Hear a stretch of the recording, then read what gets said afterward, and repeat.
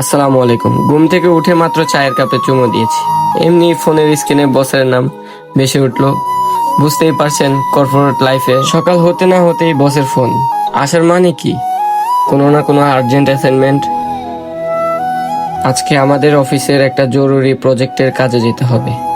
সবুজ বিদ্যা পাঠের শ্যাডেটিনের কাজ করাতে হবে, আর সেটার তাকদির করতে হবে আমাকেই। যেমন কথা তেমন কাজ।